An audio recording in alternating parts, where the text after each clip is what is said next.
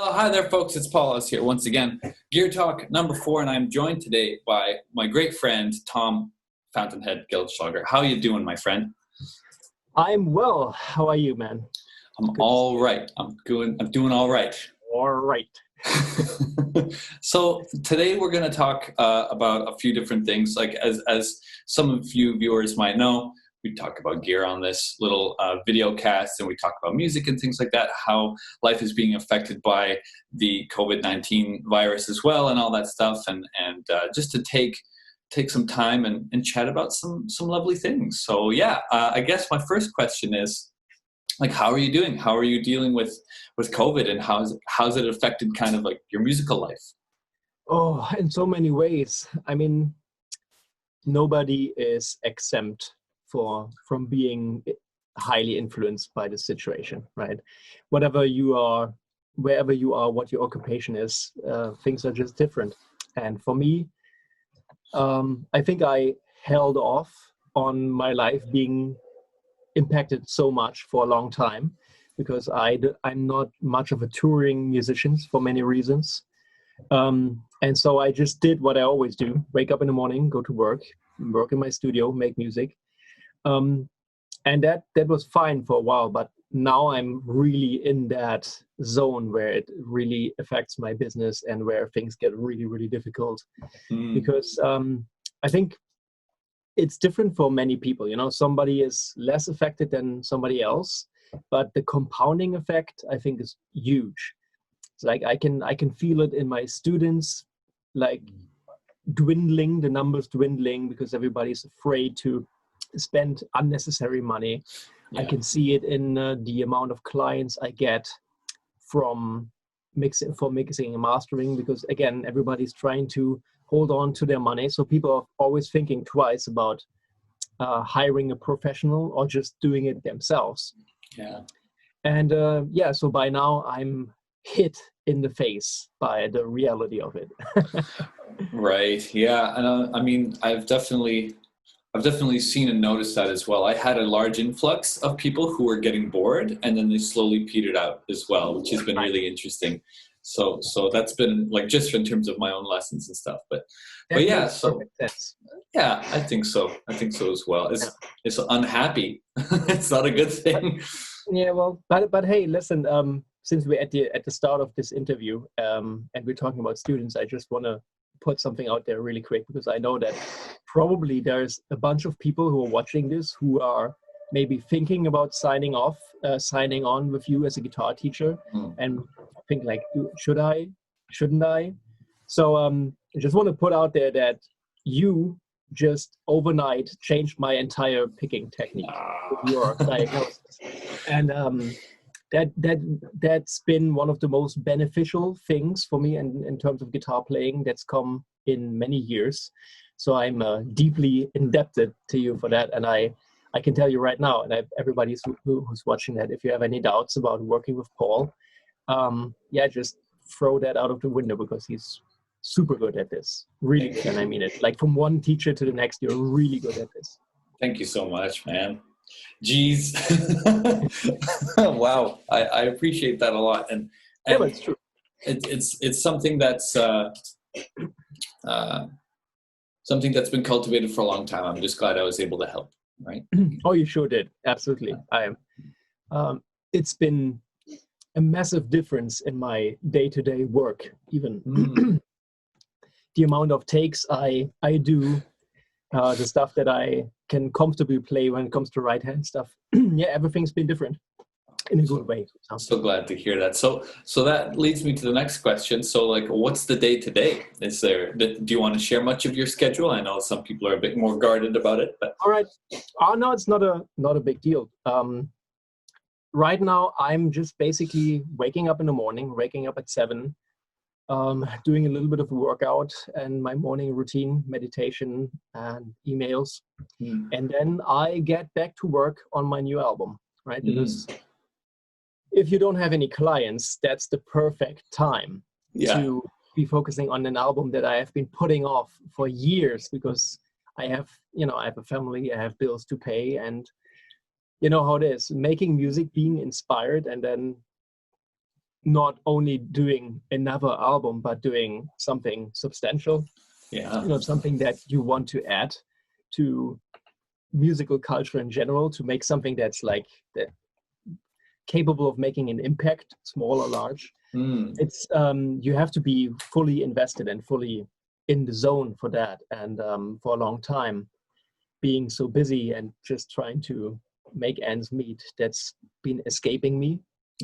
And so now, for better or worse, I'm all in on that new album. And so that's what I did. And I had until 4, and then I had a Skype conversation with somebody else, with a client. I mean, yes, a client. Nice. Excellent.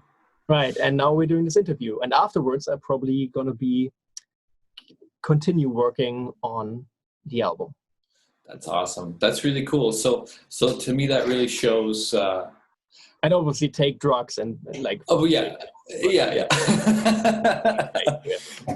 Have to do the rockstar stuff too. Come on. Yeah. Yeah, sure.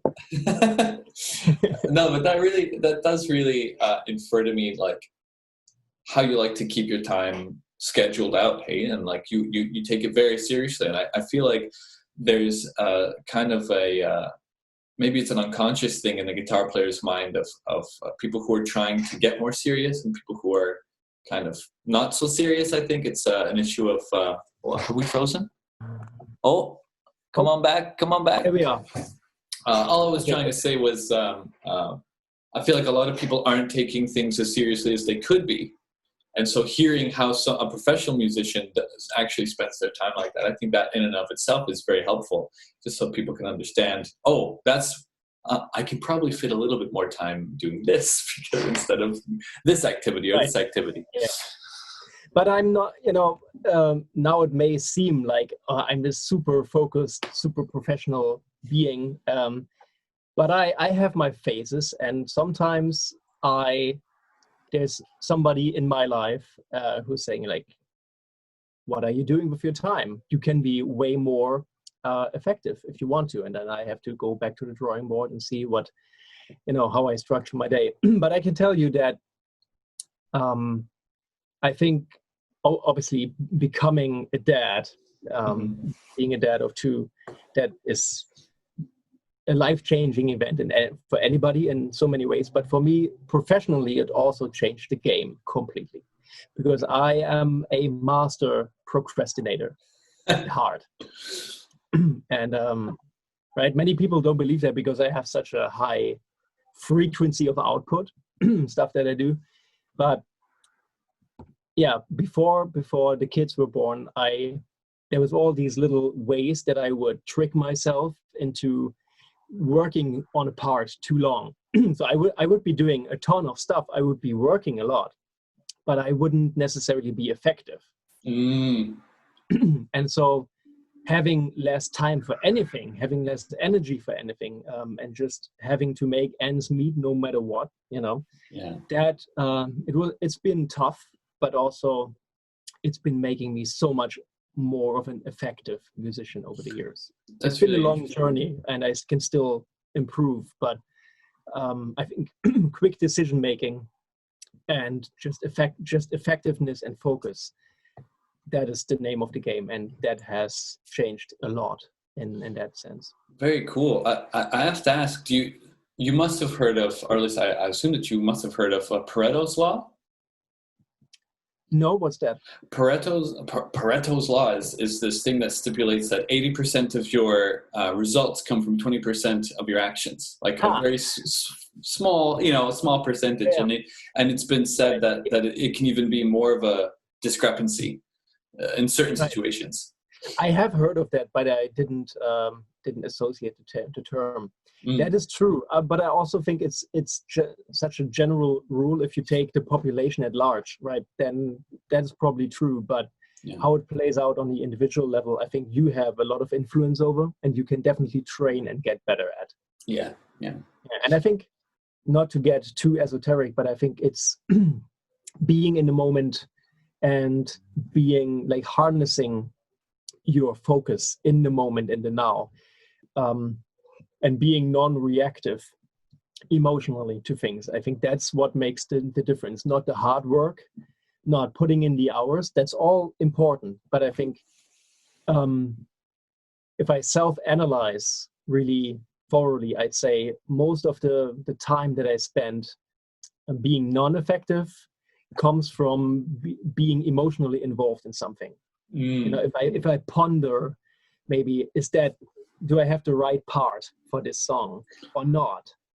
You know, and just analyze my motivations. What is it that I'm trying to say? Like, maybe I have this thing in there, which is in there because I want to prove to people that I can play guitar really well. Right. Well, is that a good enough motivation? Yes, no. But if I take it out, you know, what does my ego think? Blah, blah, blah, blah, blah. All these things. So if you get too stuck in these emotional reactions to what it is that you're doing in these like ego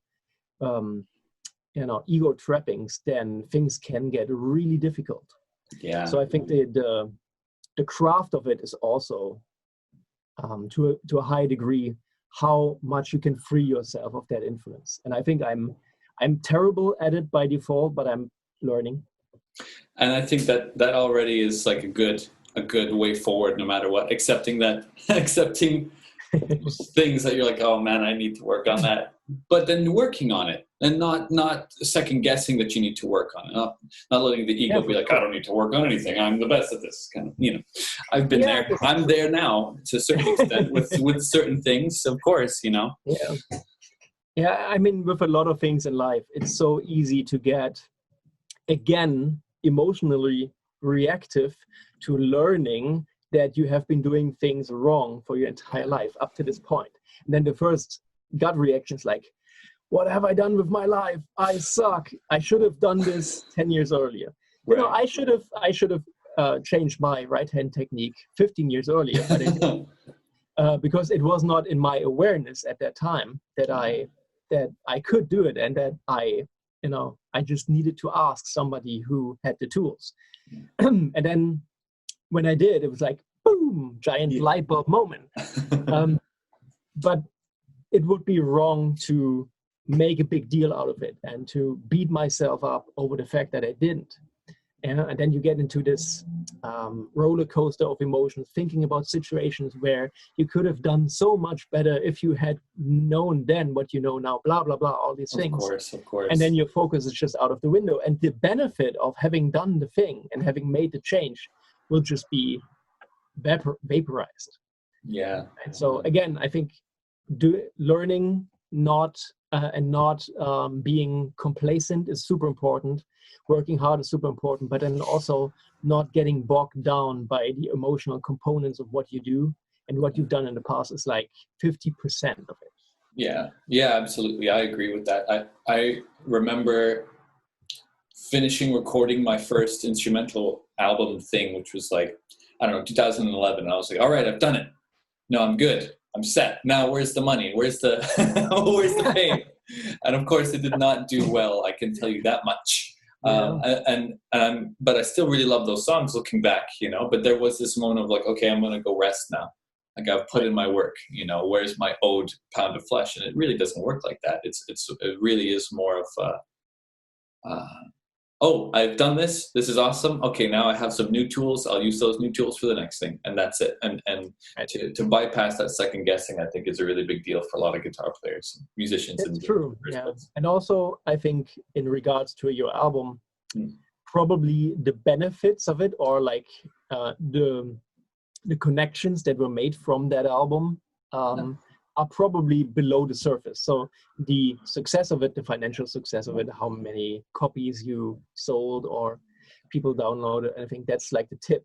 But then below that, there's so many things that you have no control over and no insight in, that maybe have influenced other people's lives and you don't know about it. I think that's another thing that's, I think, very hard to navigate, especially being, now being essentially not able to play live and having direct contact to people. That this whole online musician thing is just so misleading about everything. How many fans do you have? How many people's lives you have impacted? How many people hate you? How many people dislike you? How many people talk about you? How many people are in your sphere of influence? How many friends you actually got? All of those things are being diluted to the point of just being completely unclear. Absolutely. And I notice that with myself all the time. It's an interesting thing to be conscious of, I think, and it is weird. Like I feel like my friendships have not necessarily dissolved, but it feels like it's all dissipated. And my musical friends, I mean, like strictly speaking, and but at the same time, like YouTube doesn't know it, but Tom and I have been chatting a little bit more frequently than usual, which is very lovely, which is great, and I'm very appreciative of that. And so it's interesting how it's kind of shifting things even further. Like you're going to speak with the people that are a part of your like your group of people in a way. I feel, yeah. I think tribe is a word that is getting a bit.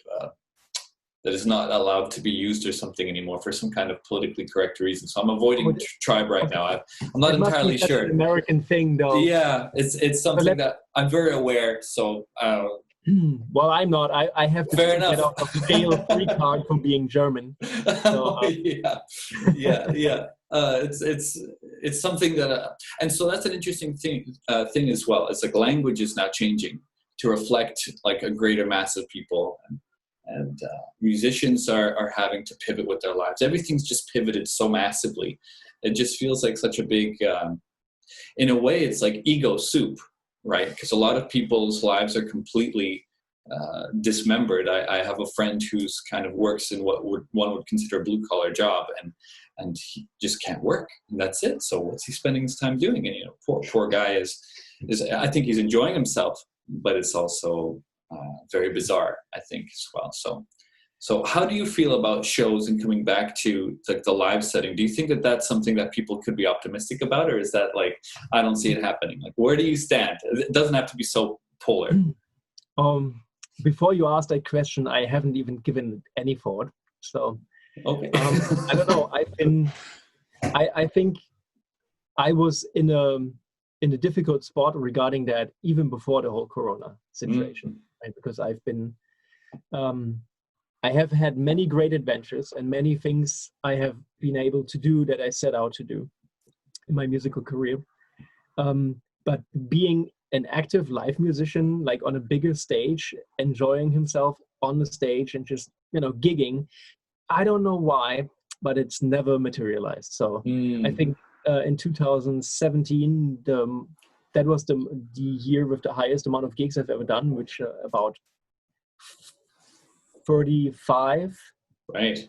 So that for 35 gigs is my record, and just because I had one long tour, continuous tour, and I think I played 1 or 2 gigs outside of that. So that tells you something. And so for me, like where I'm going with this is that a lot of people they have a track record of how their career as a live musician is going, so they can have some kind of expectation for what is going to happen afterwards. And I don't really think I can, because I have not enough data to go on.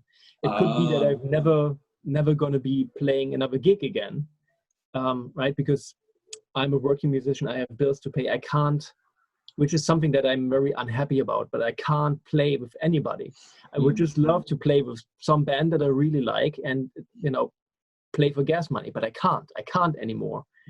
And so could be that is not going to happen at all anymore, because nobody's having enough money unless you're working on a high level tour. Right. Could also be that now after the Corona thing, the playing field is leveled and suddenly I get opportunities that I have not. I don't know. I would obviously like it to be the latter one, because I really miss playing live.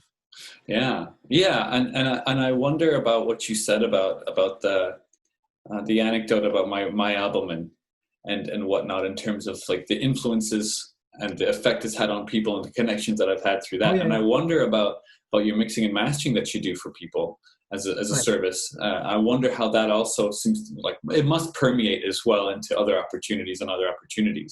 Because for sure. So first of all, this is something that I love doing. So it's not like I started because of lack of other opportunities, because I was just talking about, lack of life opportunities for me. No, fair enough. So I've always done that and just build it up to a point where I can make a half of my income for that. Well, the challenging thing is that I don't. You realize that. I know you know that, but many people might not. Whenever I post something about my new album, people will just make the wildest assumption about who is going to be on it and who I'm playing with, which band I've joined, because for them it's like, yeah, I like this band, so it's good and it works and you can play with them, right? But in reality, it's all about who you know. It's like these groups of people these cliques of people who hang out together, hang out on tour. That's how you get opportunities, right? So you get, through your circle of friends, you get somewhere. That's the way the music business works. So a lot of times people who are doing mixing and mastering in the metal scene are getting clients because they have been active on the live circuit, and so they know a lot of people, and then those people will come to this person being knowledgeable. And so for me, it's always been challenging. I always had to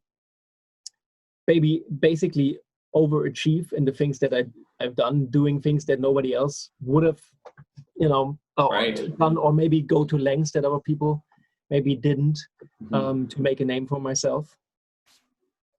For example, I was just talking to Noyan from Nine, which is this crazy progressive death metal project, which is extreme. Not a problem. It's just extremely intense. It's like the most intense music you can imagine. It's like technical death metal on crack. And when I mixed that album, I remember I've been off smoking cigarettes for many years, but it was so stressful. I was like crawling into my speakers trying to make it work, and it was so loud the entire time. And it was like midnight, and in the corner of my eye, I caught my neighbor outside having a midnight smoke, and I just had to get out of my apartment and bump him for a cigarette. Wow. Because it was so intense that I just needed something. Yeah. And it was excruciating to mix that record, even though I'm still proud of the result. And so at the end of it, I was like, oh man, like who's going to listen to this? But turns out a lot of people loved it. Yeah. And then I got at least 2 other clients and opportunities, even like a local band here in Berlin that I work with, which is called Peripheral Cortex. The album just came out, and they came to me saying, that album, can you do that for us as well? Because nobody else understood, or it seemed from their previous experiences that nobody else understood the intensity level. And I'm pretty sure that a lot of good engineers would understand the intensity level, but they probably just said, nah, I'm too good for this, because it's just really frenetic, intense, kind of music. And so I think when you stake your claim like that, when you're like, you know what, I'm just going to do it. And even though it's a lot of work and it's something that's such a tiny little niche, I'm just going to put everything in it, and I'm going to hope for the best. And I think this is how a lot of these connections have been made. That's really cool. I think that this is a great segue into asking about your process a bit with mixing and mastering, what gear you use and whatnot. I just wanted to also mention, like, it's your ear, right? Like, it's the way that you hear things. It's the way that seems to translate. But it's really cool that you've said that, because I think it's the quote, how you do anything is how you do everything, really comes to mind in terms of pure intensity and focus, and just making it really like from like I can imagine like the most basic form of a guitar song in Guitar Pro, with just terrible MIDI all the way into finally recording, and like finally it's good, and then the intensity and everything's mixed properly and everything. This to this. Yeah, and the project is like however many gigabytes and whatever, and but that's what it takes, right? Like that's just what it takes to turn it from guitar profile into art. I think truly is what it comes back to, really. Yeah, for sure. Absolutely. Super cool. So what is your mixing and mastering thing? Like, what do you like to do? What's the gear used? I think now you've touched on like the key element of this interview. Yeah. I've been trying to hide it for so long, but now we are getting right to it. So I'm not really a gear guy. I'm not really a gearhead at all. I've always been like with guitar playing, with production, with mixing and mastering. I've never really been into the tools. I've been into the results. Right. So as a result of that, I've never been analog at all. It's not that I couldn't do it or I have an adversity to it or something like that. I love analog gear, but I've never bothered to go down that route. Right. Right. So if there's a plugin that gives me what I try to do and it's cheap or it's free, I'm going to use it. I'm not going to be snobby about it. Mm-hmm. So I don't think I have anything that other people don't have. You know, I have been with Steinberg for many years, and so I've been using Cubase since version 5 or something. Wow! Yeah, long time ago. And I hope they don't kill me if I say I ripped that first version that I had off the internet back in the day. So fortunately now everything's legal, and I'm working with Steinberg. So I have a Steinberg UR28M here as my main interface, which is also not like your 10,000-15,000 euro interface, but it just does exactly what I need. And I'm the kind of guy who just plays it from project to project. So if it's a budget thing by a local band and we're just trying to get the best out of it with the minimum budget, we're just going to use whatever is here in my room and we're going to make it work.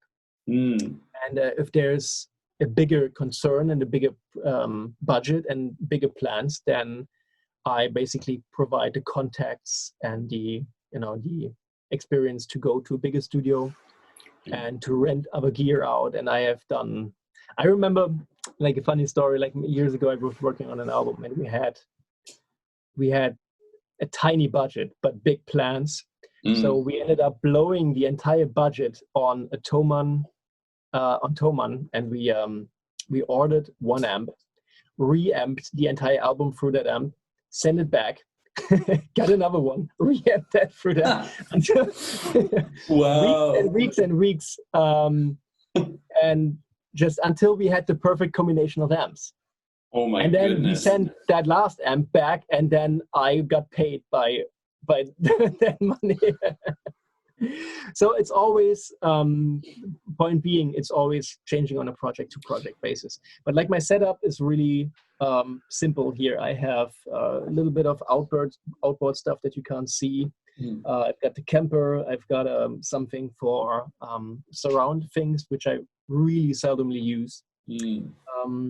I've got obviously amplifiers for my my active and passive speakers. I have 3 sets of speakers. So I have like my main workhorses, which are by a company called Adam. Oh yeah.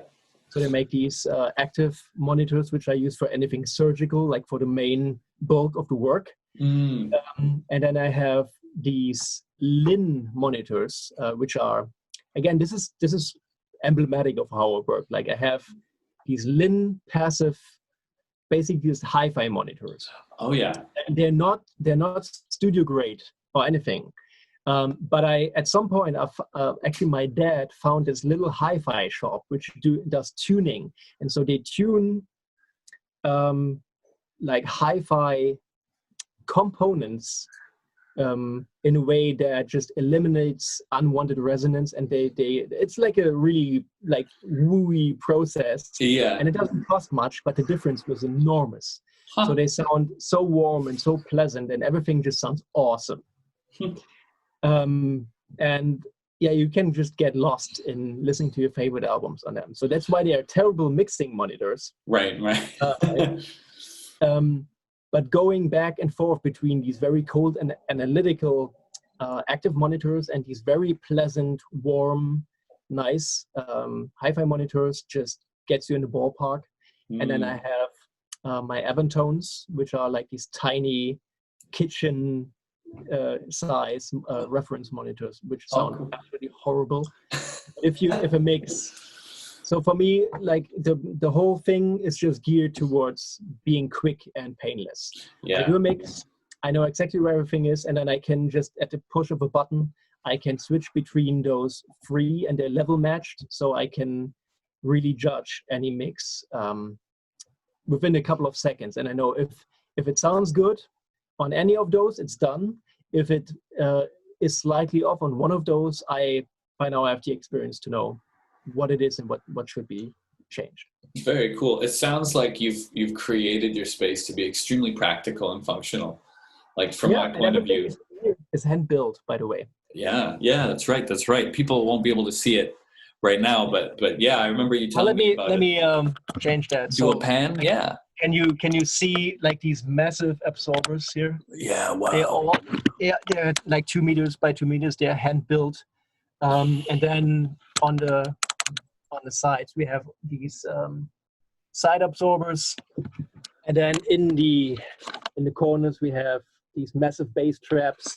And even the stands that I have for my passive monitors are basically repurposed absorbers. Wow. That's amazing. Well, I mean, yeah, so extremely practical. Absolutely. Yeah. Wow, man. So here's a good question. So if you're tasked with reamping, let's say like a death metal record, or a little bit more technical but a more traditional death metal record, what's one of the first things that you do? Do you use like a reference track? Do you ask the band, oh, how do you want it to sound? Like, is there a certain process with that if you have to reamp? That's a good question. Well, first of all, yes, there's always going to be reference tracks. So what is your goal? What are your go-to examples that you want it to sound like? Then probably trying to figure out what that is. And then again, being super practical, the result is what counts. So I will go to my Kemper and I will see if I can pull up something that is that thing, maybe tweak it a bit, send it back, maybe 30 seconds of it, and then see if we're in the ballpark. Right. And then take it from there. And a lot of times we can get pretty close with what I have. If we don't, well, then it's obviously up to me to figure it out and to provide either a better solution, or maybe go to a friend, profile his thing, or borrow his thing, reamp for real. I mean, I do that as well, but most of the time, I think the Kemper is the way to go, just because I can, upon request, I can give the client what we did, a snapshot of what we did. Or if I profile somebody, then I can save it for later. Right. Like, for example, I've been playing with this power metal band called Thunder and Lightning. I played one show with them earlier this year, which was a lot of fun. And they gave me their Kemper profiles, which they made themselves in the guitar player studio. As a very good studio in Berlin, and lots of amps. And so he made this custom profile. I played it for that one show, and just from that, it has become a weapon of choice for which I now currently also use on my new album. So, that's awesome. So a power metal Kemper profile is being used for your new record. That's such a cool. Like, I'm interested to hear how that. It sounds good, and it gives a nice combination with the fretless guitar, right? Because it's very bright, and it just adds a little bit of brightness to that darkness of the fretless guitar. And so, I think I'm kind of like talking up a storm here, but it's all good. That's the idea. I think I don't want to be snobby about gear people, because I wish I knew more about gear. You can all, like, the more you know, right? Yeah. But a lot of times, I'm just putting this out there, a lot of times my experience with people who are really into gear, really into it, a lot of times they claim to know everything about gear, but they really are, because they invest so much of their identity into it, they're really blinded by their alliance with certain products. Right? That's a very diplomatic way to put it, man. That's the way I hear it. Yeah, yeah, and I remember being like that as a teenager too. Like, yeah. I wanted to play Ibanez guitars because Steve Vai did it, Joe Satriani did it, Paul Gilbert did it. I needed to play Ibanez, and it took me so many years as a teenager. And also, even an even better example, as you know, I'm a huge fan of Ron Bumblefoot Powell.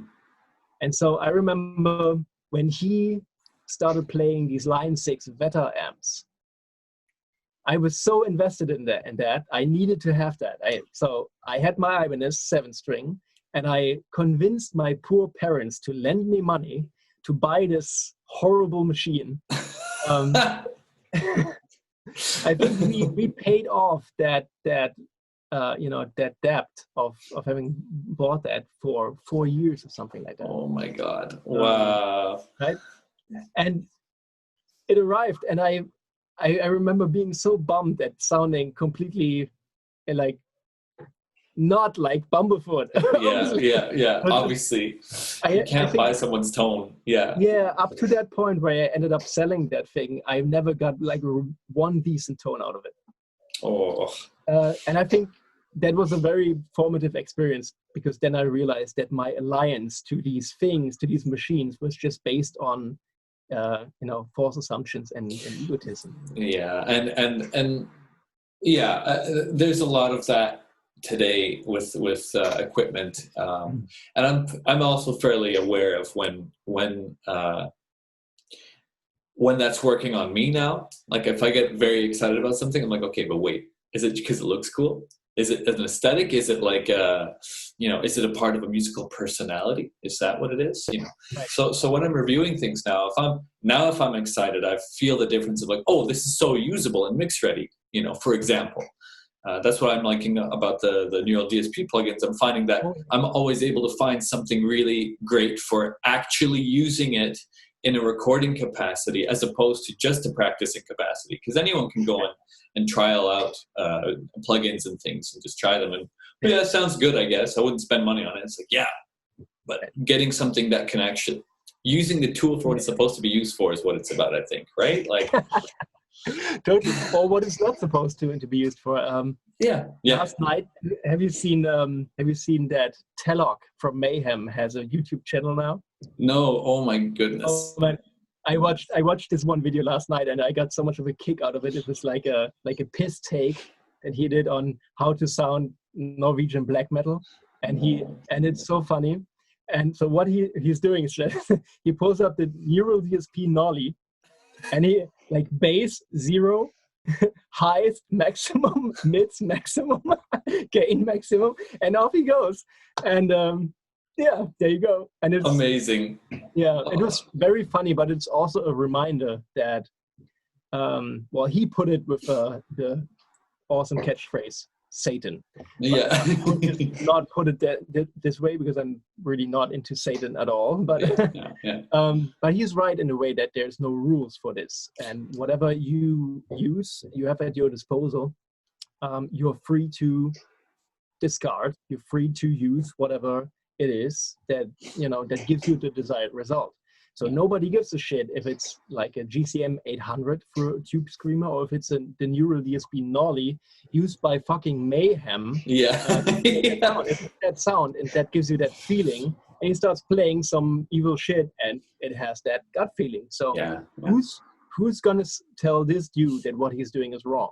Exactly. Good point. Very good point. And in that way, hopefully some elitism about tones can finally be aired out a little bit. I love that. That's a really great anecdote. I have to go and check that out. Obviously I need to check that out. I'm curious about. Okay, so now it's really important to talk about guitars, at least a little bit on GearTalk. So in the last few years, what has been like the mainstay guitar? What is the one that you pick up these days? Get into it as much as you like. It's kind of broad, but I think it's just, since I don't have many guitars, I can't answer that question specifically. Like, I have all these guitars, but this is the one like Steve Vai, who has 1 million guitars, but he will tell you that like there's one gem that he has which is called Evo or something, Yeah. which is the one, right? Yeah. Yeah. So I'm not saying that's not legitimate. For me, that's never been the case. Yeah. So for me, it was always a matter of making the most out of what I had and trying to have at least one instrument that can do many, many things, and maybe not everything perfectly, but so I can be versatile. Mm-hmm. And so from playing that, I'm like, my first electric guitar was a Telecaster. Oh, cool. And then I graduated to a Gem 555. Nice. Which I still have, and it's the story goes that I abused the whammy bar so hard on stage one night that I think it was 18, 19, that it exploded into my face. So I just basically suddenly had the whole system in my hand, like this, looking at it like, oh my God. Wow. And so, and the reason I'm telling the story is because after that happened, I was thinking, okay, I don't have enough money to just throw this guitar away and buy a new one. So I need to make something with it. So I'll have it fixed. But what can I do to give me greater flexibility? And so I came up with the idea of making it fretless. Mm. You know, now so many 15 or so years later has become kind of like a thing. Yeah. Where it's like, oh yeah, Tom, the fretless guy, right? Yeah. So it all comes from that core, aspiration of wanting to have everything in one instrument. Mm. And then at some point, I bought this as kind of like a backup instrument, which is a Jackson Dinky. And I don't even know what pickups in it. I know it's Seymour Duncan, but I have no idea what model or whatever. Right. And it's been through war many, many times. And there's an obnoxious amount of dust on it, but I still play it. And it's still a great guitar because it sounds like unlike anything else I have. So I can always bring it in to give a different tonal color, and I can rely on this beast forever, even though it's not special, it's not something extravagant, it's just a really good guitar, and I think it cost $300. Yeah. Well, when something has mojo, it's got mojo. That's one thing that I've gotten used to as well. Awesome. I love that it's got the black, is it shark tooth inlay? Yeah, exactly. I love those. Yeah. And you can see that. At some point, I taped the pickups because my pick got stuck underneath. Oh man. Yeah. I know Vi typically has it taped down for when he does his bar dives, as far as I remember. But that's cool that your pick was getting stuck. That's really interesting. Yeah. Yeah. I didn't know that he did that. So I used that for a couple of years for everything, even for things it wasn't supposed to be used for. Oh. And then at some point, I was fortunate enough to be introduced to Egon Rauscher, who is the man behind Soul Tool guitars. Mm-hmm. And so for at least 5 or 6 or 7 years, maybe, this baby here has been my main guitar. You can see it in so many videos and hear it on pretty much everything in the last couple of years. So we tried to make an instrument that would be a 7-string that's tonally as flexible as possible. Mm-hmm. Right, so it can deliver the metal, but it also has a very vintagey sounding.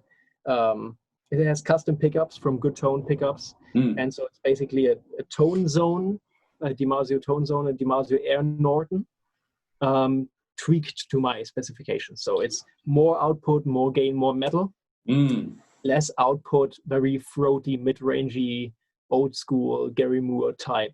Oh yeah. Tone, splittable. So that's always super important to me because again, same kind of mindset. I would love to have a good Strat. I would love to have a good Tele. I would love to have like a 335 or something. Yeah.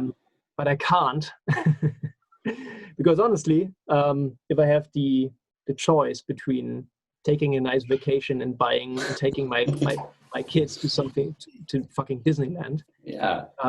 And buying another guitar, I would do something cool with my kids. Yeah, of course. I know a lot of people would say that's fucking blasphemous because guitars are life. Our life, yeah. And, No, that's the right move, though. Yeah. I don't know. It's just the way it is for me. And so I always wanted to have split positions. So humbuckers are always splittable. Split positions are supposed to sound as single coil-ish as possible. It's never going to be the real thing, but it's good enough. Yeah.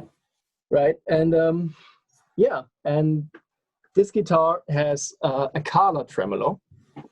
Oh, I was wondering what that was. It looked like a Kahler. I don't know about. I think Kahler probably. And so you can. There's one little screw in here, and you can basically turn this from a floating bridge into a fixed bridge. Oh yeah. And because the color is great because it doesn't really go into the body, so it's not like there's no. Oh yeah. No springs, no hole, no nothing. It's a floating bridge, but if you would take it off, it's maybe like half a centimeter or whatever that is in inches.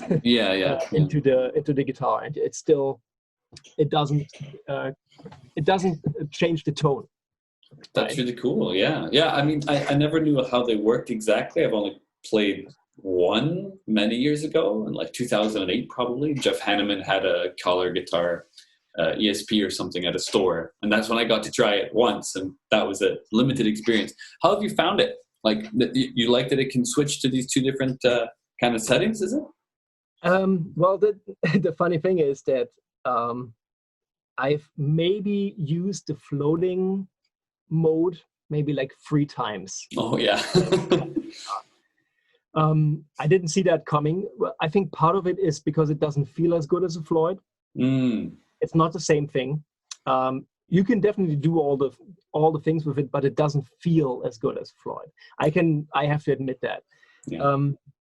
The other reason is just because I'm Mr. Fretless guy. I don't need the tremolo system to change pitch. Yeah, good point. Because it's also maybe like an ego thing. It's like if I want something to be bendy and slidey, I just go fretless because it's just a cooler thing to do because nobody else does it. Yeah. And it's just as bendy and slidey, if not more interesting to hear in the first place. So yeah. That is cool. Yeah, that is true. So yeah, that's the trem. And I have these two, I hope you can see that, these two knobs here. Oh yeah. So those are kill switches. Oh yeah. I can many people have asked me about that, so I can interrupt the signal in a rhythmic way, so I can maybe do like right. Wow. And I've done that a lot of times where you think it's like a picking pattern, but it's actually the kill switches. That's really cool. And then I think to me personally, the most important ingredient here is that it's tone and volume. So it's reversed. This is the blasphemy part. And so the other thing is that this is a 15-degree knob. It's called a Speed Pod. It's a German company called Duesenberg. And they are known for making these huge archtop guitars, but they also make this tiny product which basically turns your tone pod or your volume pod into like a clicky thing where you just make a tiny movement and you go from one extreme to the other. So it's like open, close, open, close. Oh wow.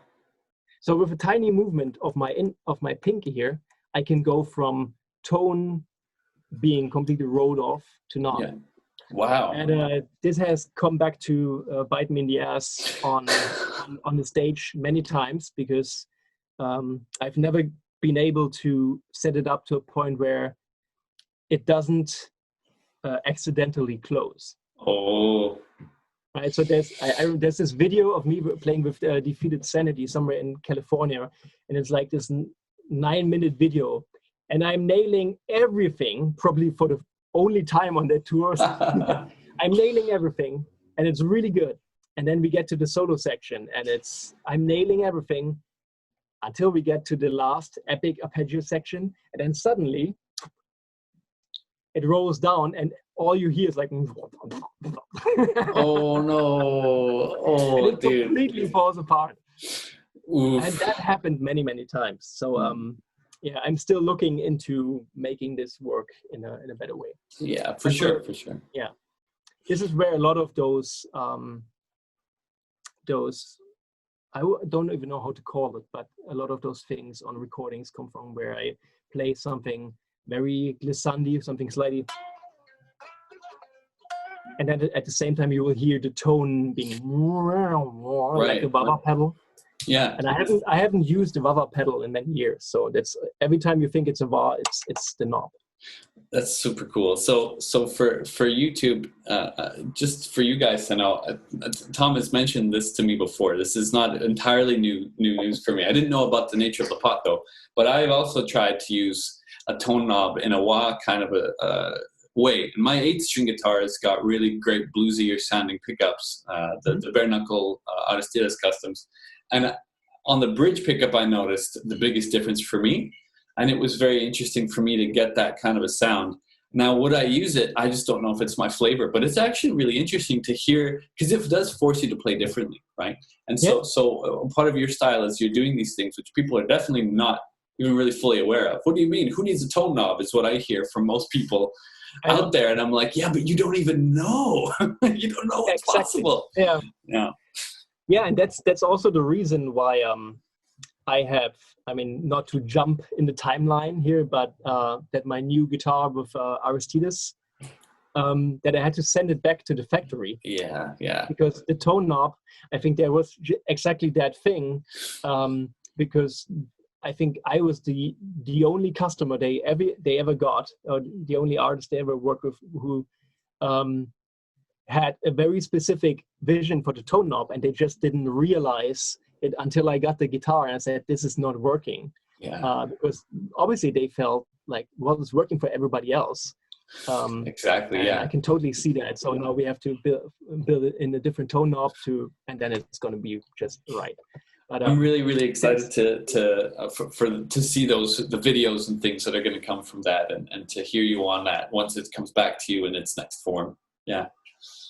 Yeah, I'm totally looking forward to that, because also for many, many different reasons, the shift from Soul Tool to Aristides has been massive on many different levels. And many people don't know this, but I basically got offered a Ibanez 100% deal when I was in Obscura, because that was just the Obscura thing, not because it was me, just because I was in Obscura, and they had that Ibanez deal, so I could have used that, and that was on the table. And I had to make this decision between having a small, tiny company which makes me these extravagant instruments, which I built my style on and like intensified the me element of it, between, and then on the other hand, basically I would have been able to work with the company I wanted to work with as a kid, like a dream come true, but I knew that they would not be willing to do for me what they do for Steve Vai, for example. Yeah, of course. Right. Yeah. So to get to the point where I would be able to get a fretless guitar from Ibanez, I would have need to be with them for like 20 years probably, and just mind that relationship and just play stock guitars in the meantime. And it didn't feel like the right thing to do. Yeah, that's totally fair, and a hard choice, definitely. I can only relate a little bit with this. For me, that company would be ESP. And I remember going to the shop with Simon from Nightmare when we were just about to go on tour. He was picking up his new guitar. It's like white ESP. It's like a baritone 7-string, very, very hot looking guitar. And the person there was really trying to push me into what about you? What about you? Do you want to come join us? And I was thinking to myself, man, ESP is like the life goal thing, in one way, but it just wouldn't be me now, but 12-year-old Paul was screaming, he never thought that he was going to be at the ESP custom shop and wherever in California, it was a wild thing. And I saw Kirk Hammett's next guitar, which he hadn't even seen yet. It was like just fresh from paint. Like those kinds of things, just my mind was exploding a little bit. And they were really wonderful people. But but I'm sticking with who I'm sticking with because I truly believe in it, and I love the guitars, and I feel like my best version, my best musical self with a tool like that. So I can totally understand that. I can totally understand that from that point of view. But 100% deal is not what I would be getting offered. I will say that much. Yeah. But yeah. Yeah. Well, I wouldn't be getting offered that. No, that's for sure. But yeah, it is. But what still, it is. Yeah. You know, a lot of people. It comes back to people being very identified with something, and I think there's this notion in the guitar scene to also when somebody is playing with one brand and then switches to another brand to be all up in arms, basically trying to put a value judgment on it. It's like, well, if he's like Jeff Loomis, right? But he used to be with Schecter, now he's with Jackson. I think now obviously that means that Schecter must suck.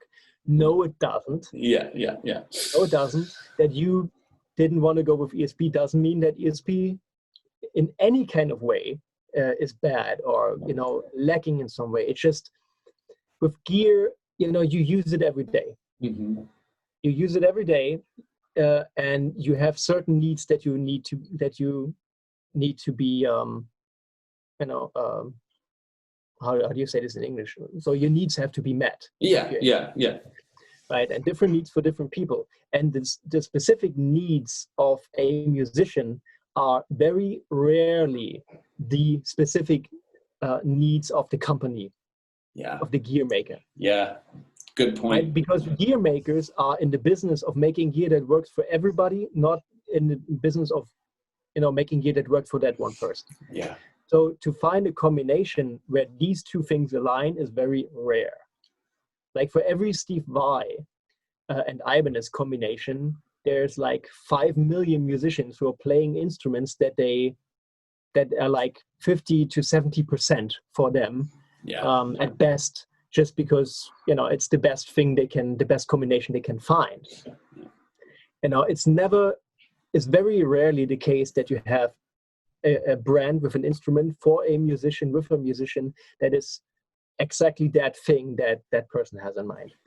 I think that's a true thing. Yeah, absolutely. I completely agree. I think that's exactly the case, and to the point where even I ended up modifying some things on my pink Aristides recently. I've been doing that, and I modified my old 010 with some different pickups and things, and I want to continue to change things, and it turns into just wanting to get it to reflect that inner voice, I think, better and better. And that tone chase is really, I mean, this is going to bring up some interesting stuff, but like in the mornings, I feel like you hear less treble, or something, or like too much treble is very noticeable. And then in the evening, you turn up your trebles because it's not bright enough because your ears are tired from the whole day of listening to things and whatnot.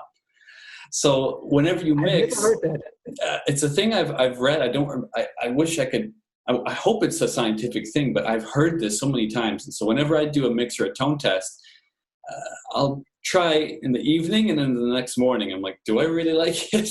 Is this too bright? And so some people, even on YouTube, have noticed that my tone can be a little bit bright or perhaps a bit dry. And I actually kind of like that. There's something, I don't know, there's something almost melancholic about having a more brittle tone here and there. I don't really like far too much warmth. I don't understand it or something like that. Yeah.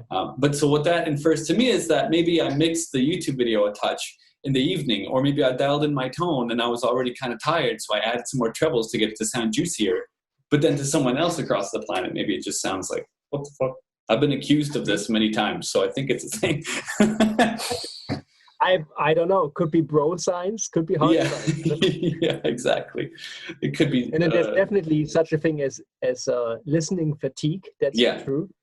But for me personally, it's more about objectivity and just being able to focus. But it just may be true, and I've just never given it enough focus to know that. It's worth a Google. It's worth a Google. But in the same way that people might have reference monitors, I think referring to your time of day and to how you're feeling will also, of course, infer to you if you like something or not, right? When it comes to music, which is such an emotional thing, you understand that. Sure. Yeah. But yeah, very, very cool. And so with the Ouzounov stuff, I know that you've had a red raw one in your possession for a little while. Exactly.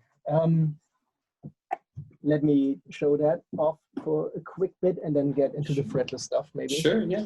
So that's the Ouzounov-R, and it is hands down the most resonant guitar I've ever held, I've ever seen, I've ever heard. It's just crazy how loud this thing is. It's I just changed strings, so. Oh my goodness!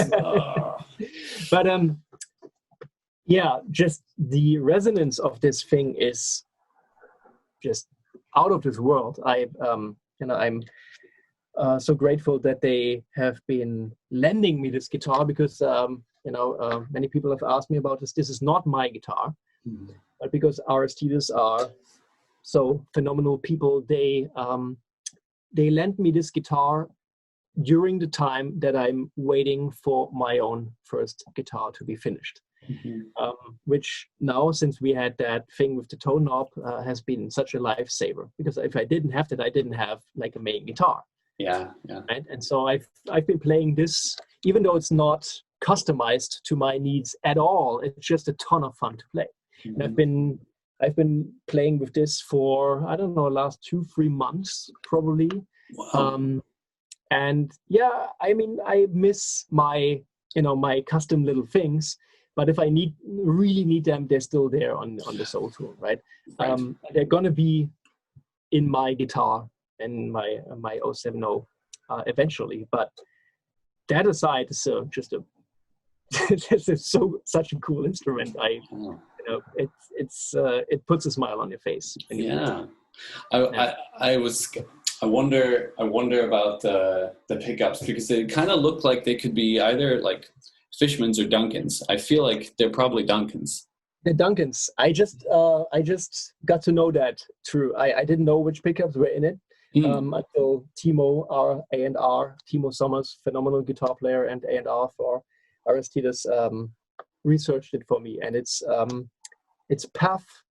It's a PAF style Timo Duncan. Oh wow! Oh, that explains that. That's really cool. Yeah. But the crazy thing is that if you didn't know that, and if you, let's say it had a cover, the pickups had a cover, and you didn't know that it was PAFs, because the output of this guitar is so high and it's so resonant, you would swear it's like a super hot-rodded like metal pickup in here. That's so cool. Yeah, I mean, that's the nature of the guitars, is the amount of output is extraordinary. I remember I had ordered this aluminum guitar that I don't have anymore. I had this aluminum 060, and I had gotten the aluminum finish because I knew it was going to be a bit more resonant and a bit louder. And 6 months later, they made the raw series. Right. So it was like, honestly, man, that's always like, there's such a love-hate thing with Ouzounov, because they're so hell-bent on not standing still and just continuously improving, which is amazing. But it also leads to exactly that feeling. I had that recently where I wanted to get a slanted one, but it didn't have the pickups that I wanted, and which is a whole scenario in itself. But then just after my guitar was halfway done, they announced that now we can make those pickups in the slanted version. So there you go. Like, and so they're always working on new stuff, always trying to put in more options and more cool shit. So definitely, I can totally feel you on that one. Yeah, it's a thing. I remember myself and another gentleman named Chad Neville. We were really harassing Pascal and the team about Lundgrens. And eventually Lundgrens were like, they worked it out so that they could put them in like all their multi-scale guitars. That's a really big deal, because you can get like some really nice sounding, like for extreme metal, or you can get the lower output ones. But now I'm all on the Fishman train. It's, for me, that's what it is. But like that's how they work, right? Like, we harassed Pascal for months, and finally he bent. No, it's not. That's not what I mean. That's not what I mean. I'm gonna get attacked for that if he watches this. He'll be like, oh. I'm sure Pascal is pretty must be glad that that I've been deplatformed on Facebook, so I can't harass him anymore. No, but so it doesn't. For the wider YouTube audience, you folks must understand. What Tom is saying is completely the case. Is they keep on improving nonstop. And they keep on adding new options for the raw colors, new options in the first place for regular colors, coming up with new ways to create beautiful kind of like art pieces. I know one guy's getting this like Arctic sunset on like this pink and white fade, and it looks absolutely incredible, like unbelievable. Yeah, basically. Ooh. Yeah. But so, I mean, honestly, man, I don't think at this point there's any competition in terms of which company on the market, like personal feelings aside, which company on the market has the coolest finishes, and it's just Pascal and the boys. They just have the coolest finishes on the market. Absolutely, and they've upped the ante so many times. I'm still kind of like, okay, but will they do a swirl? Because of course there's a part of me that really wants a Steve Vai tribute something, Sure. Yeah. But they've done crackle finishes, which is like a classic 80s look. They've done all these different things and new things. So yeah, a lot of respect, a lot of admiration for the team over there in Holland, in the Netherlands. Right? Absolutely. Yeah. Well, very cool. I didn't realize that. Oh, I was just gonna say that once we get to the fretless thing, my mind is already racing. Like what kind of black magic could you do on a fretless metal fretboard guitar? The prototype, quote unquote, looked amazing already. Like everybody who's seen it. For those who don't, just go on my Instagram and check it out. And everybody said this looks like a sports car. Yeah. So I'm already thinking like, what could be making this even more like a crazy expensive sports car look? Maybe like a completely chrome reflective thing. Would that be possible?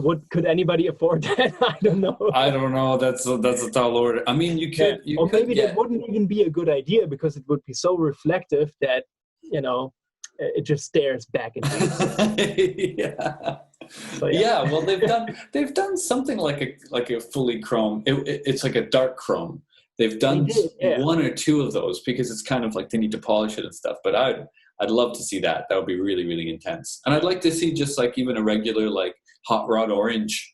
I think would actually look great. Those kinds of classic things also look kind of nice as well. But yeah, and I think in hindsight, the thing that really sealed the deal for me, or that just really made me realize, okay, well, this is actually something I should be looking into, was when I saw you with that Chameleon Finish A-string. Yeah. I was just thinking, well, if that is not the coolest looking guitar I've ever seen, I don't know. I love it. It's still a favorite. I've destroyed the volume pot twice now. Like I've been abusing this instrument for a long time, and it's one of those guitars. It's staying with me forever kind of thing. And that of course was directly influenced by Ishan. Of course, because he's such a huge influence on me. But yeah, that guitar definitely is kind of, it's becoming more and more synonymous with me on the internet even. So like a musician, it's like, that's my guitar. I can see that. Yeah.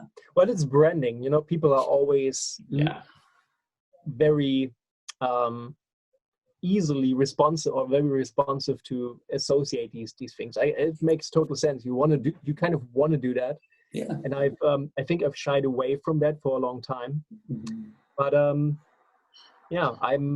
think the whole metal fretboard thing for me is now kind of like a thing. Yeah. So for my collaboration with Aristides, I'm thinking about some things that could maybe be done to intensify that. So cool. Well, all right. I think I want to ask, all right, when's the new record coming out? When's it coming? When's it gonna come out? I always have to ask these things from it's gonna come out when I finally learn to play the oud. Oh. Wow, got me good, man. Oof. Yeah. Well, before we get into that, you want me to show off the fretless thing really quick? Oh yeah. So because I just think if you talk about gear, you have to kind of. We've got to talk about the fretless here. Yeah, of course. So Super cool.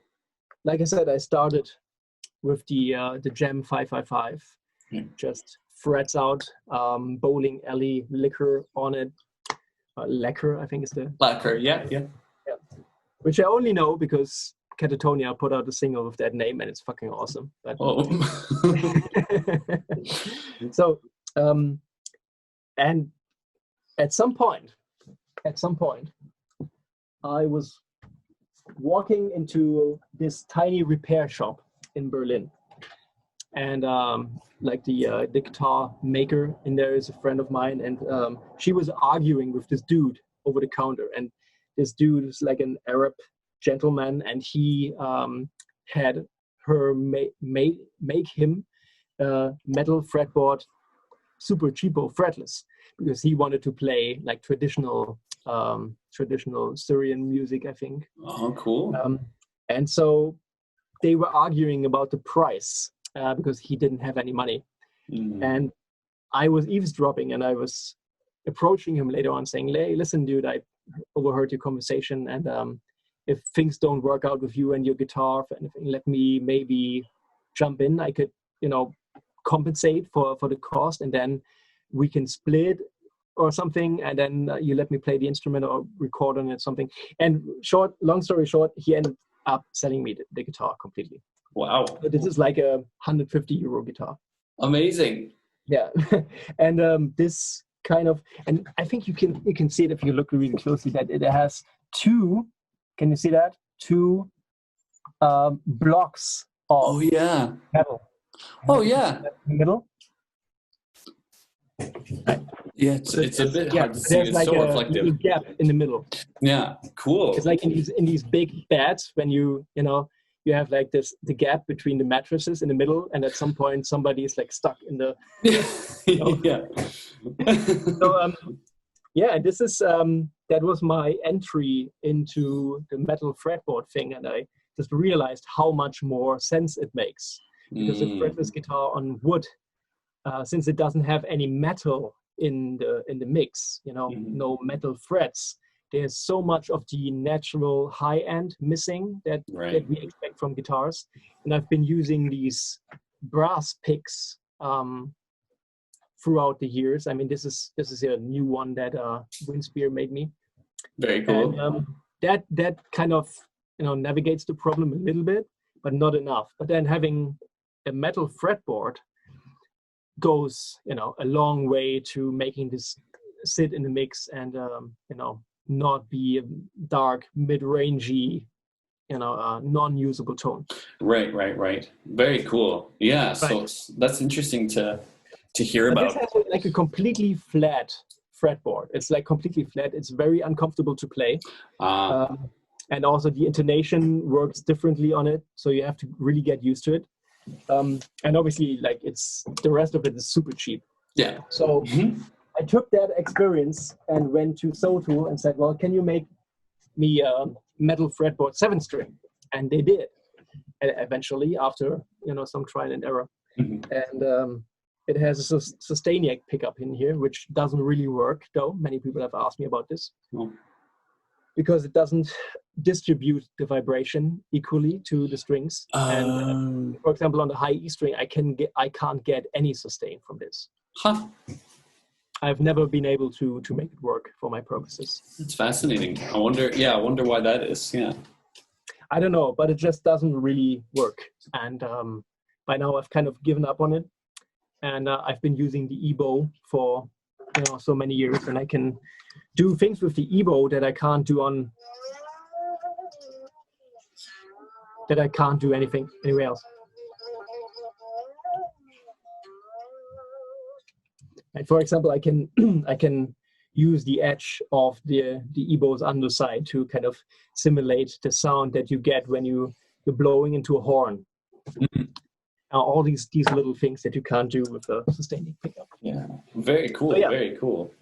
Yeah, and so this has been my main fretless guitar for many years now, and it's done its duty. And I think that it's high time that we make of Aristides fretless that will put this into retirement. Yeah. I'm looking forward to I hope to visit you one day in Berlin once this plague is over. That would be great. I'd love to see these in person, because I've seen them in the videos. I've seen the playthroughs. I've seen the music videos. I've seen and I've heard it many times, and it would be really great to finally, like, that's the guitar, man. That's so good. Like it has a story. It's got its mojo, and that's really interesting. Is the GearTalk series is more about, like, even though it's a discussion about what you're using, it's also like, yeah, but what is the story? What is the history? It almost, like, it does have a soul in its own way, right? Like, it's something that we spend so much time with. So it was really good to hear that. And that I remember that particular guitar. I remember being so tense about it because it took. And you have to realize that this fretless guitar thing, this is not an everyday thing. If you approach any guitar company about making you a fretless guitar, a lot of times they will just, guide you to the exit. Yeah. I've had very unpleasant exchanges with some bigger guitar companies who did not take me seriously at all because of that. And so any guitar company making a fretless guitar like this, such an undertaking, is a big deal.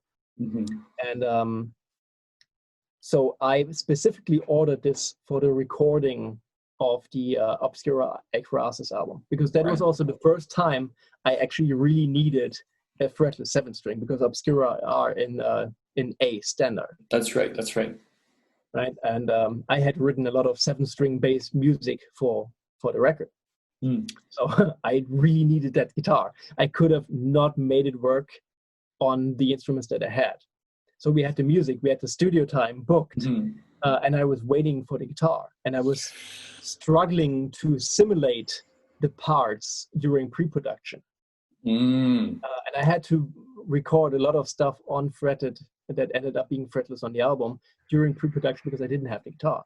Right. And it didn't show up. And it was months, and it was it almost completely derailed the whole album recording process. Wow. It was just basically showing up at the last minute because it took such a long time for research and development, because Soul Tool, they really went the extra mile, but it's just one guy in a workshop and he's trying to basically create this new instrument, and nobody's ever done something quite like this with these features at all. And I mean, kudos to him for coming through, but it really cost me some time off my life. Yeah, a lot of stress. Oof. And then also you have to realize once it's done, you can't just pick it up and start playing. This fretless thing, you have to get used to it. And the intonation and the feel of it on every fretless guitar is a lot different. So coming from my cheapo fretless Telecaster to this beast, I basically had to learn it over again. It was so stressful. And the entire album is stressful in the story upon itself, but that was the story behind that guitar. Wow. Yeah. That's super cool. I mean, I would expect that you would have to relearn it, considering the intonation differences and the fact that it's like highly custom, completely different than the other fretless that you do have. That's fascinating. Yeah. And I'm sure that if things were different and, Soul Tool would be on their way to being like a major household name, we could have maybe updated it and done more fretless guitars and then gotten to a point where we, iron out the kinks of it. Right. But that didn't really happen. Right? But that's all right too. That's like some things run their course. Yeah. Yeah, absolutely. And there's only good feelings between myself and Soto, but we both felt that it was time to move on. And so now obviously the next challenge in the next project is to see whether Aristides and I can come up with a fretless that is taking all of that to the next level and to make a fretless guitar that is available to the public that you can buy in stores or, you know, order online just if you feel like it. And you can start playing fretless guitar on a high level instrument, and it doesn't give you any shit. You know, it doesn't give you more obstacles. Because that's really not possible unless you spend a fortune on a VJ, and they don't have a 7-string. Right. No custom option. So imagine an Aristides fretless that takes all of those experiences on a higher level with the craftsmanship that Aristides has, but it has all the custom options that Aristides has. I think, you know, that's, if that happens, and I really hope that it happens sooner than later, I think it's going to be the bomb. I think it could potentially, I really hope so, be the thing that blows the lid off the whole fretless thing. Because ever since our crosses came out, I don't think there's been a single day where I have not been asked in some shape or form about fretless guitar and you know, how to get one, how to play one, you know, why, why? Why? So people are clearly interested in it. And would like to try it, but it's just so many obstacles. Fascinating. Yeah, I mean, considering the tenacity and the work hours that everyone is willing to put in terms of like this team, I see it as like this big great team. It's I see it happening, and I hope it's sooner rather than later as well. I'd love to try one. It'd be really cool if they had like a shop fretless one day, just there for people to try as well. So cool. I would love to see what you come up with there on that thing. I wonder what I would come up with. Like you don't know until you play something like that, right? Like you don't know where your mind will push you to go. Exactly. Yeah. I just did a YouTube video which is called the 5 most common misconceptions about fretless guitar, which is going to be out next week or something. And one of the things I address in that is that people have they don't how do I explain this without coming off as arrogant? But you have to realize that fretless guitar is an instrument onto itself. It's a different beast. It's a world unto itself, and it's a relatively new thing. So to expect this guitar, this kind of guitar, to just do one particular thing, or just expect it to do one particular thing well and the rest not so well, is not the right approach, right? So a lot of people have heard it in one context because there's not many contexts where it's been used, and they expect this to be fretless guitar, which is something that bugs me to beyond belief. Right. And so imagine, I always say this example, like imagine in the 60s playing somebody Animals as Leaders, and then Dream Theater, and then maybe I don't know, Sun. Yeah. You know, and saying, well, all of this is electric guitar. Yeah. Right. Yeah. Or then maybe Saint Vincent, or maybe I don't know, Pat Martino. Right. All of these different things. It's all electric guitar, and all they have heard is maybe like the Kings. Mm-hmm. They probably could not imagine that one instrument could do all these things, but it's true. And for us, it's completely normal. Yeah.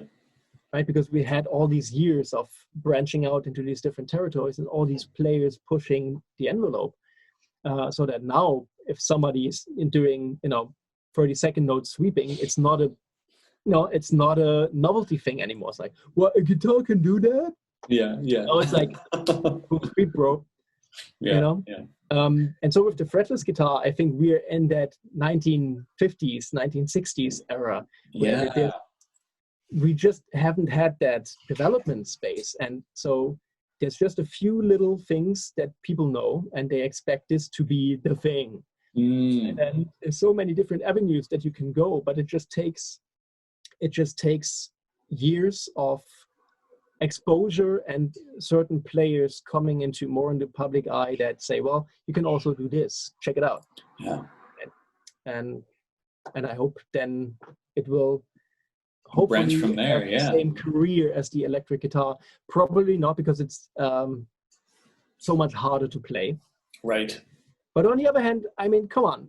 violin is probably the hardest instrument to master known to man. Yeah. And we've had billions of violinists Yeah. and billions of kids playing violin, over the hundreds of years. So I don't see why the same could not be possible with fretless guitar.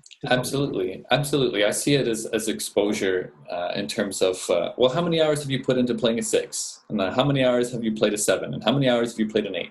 And then, okay, but what about a guitar with a Floyd Rose? And what about a guitar that's fretless? And now it starts to turn into, these actually do require their own amount of time and patience and practice. Absolutely.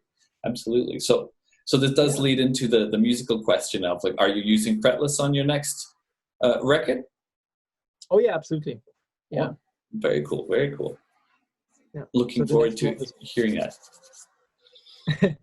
Yeah, well, the next one is going to be a different kind of project because as you know, like my solo albums are a different beast.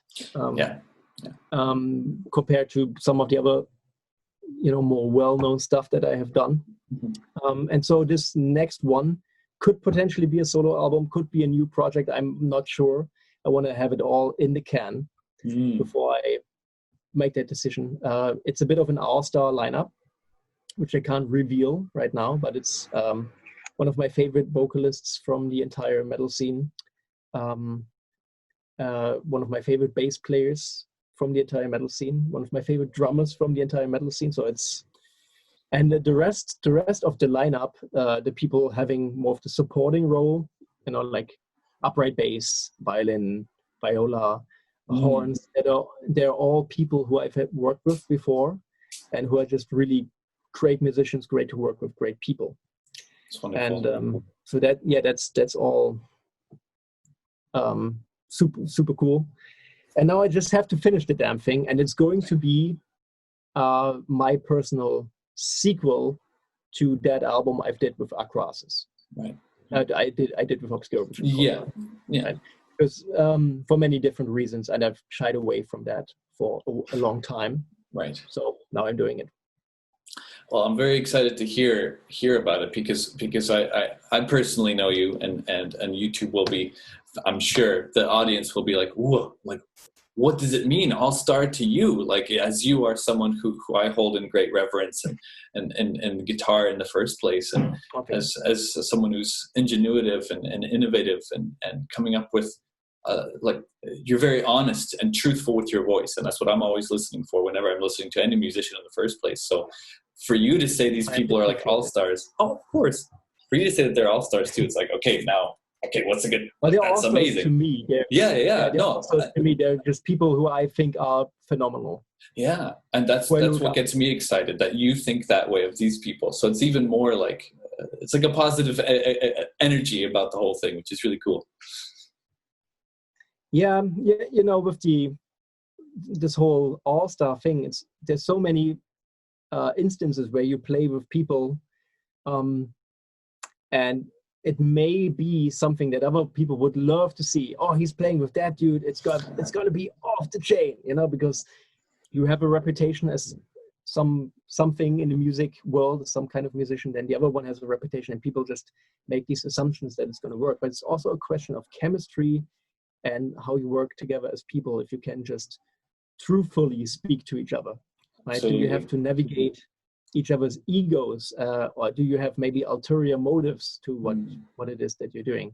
And so these people on that album, they're all stars to me. They're just people who are genuine and amazingly way more talented than I am, way more capable than I am, and just rightfully so, they're in-demand musicians. So it's not going to be, hey, I have Joe Satriani playing second guitar. Yeah.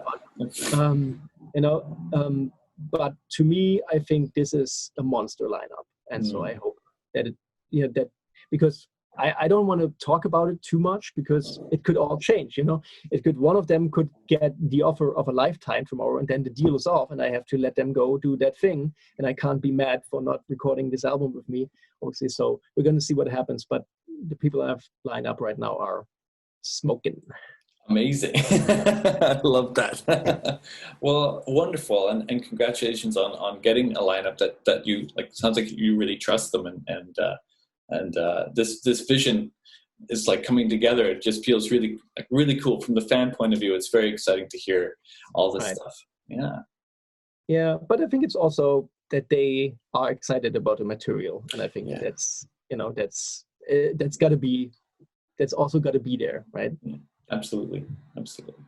Well, all right. I think that's a good note to wrap things up on a bit here.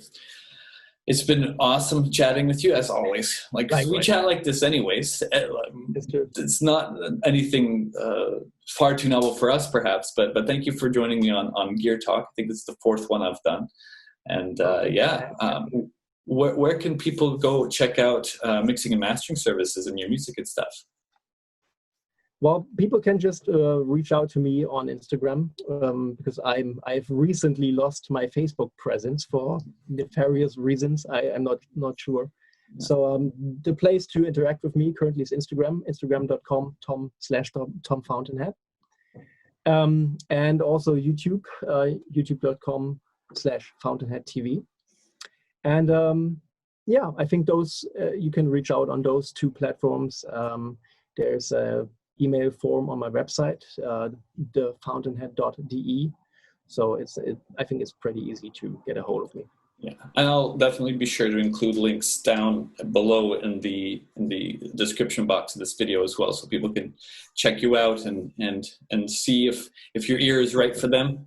And yeah, all right, man. Well, thank you for joining me. I'm gonna turn off the record button. We're gonna chat a little bit more, but for now, see you later, YouTube, and we'll catch you next time.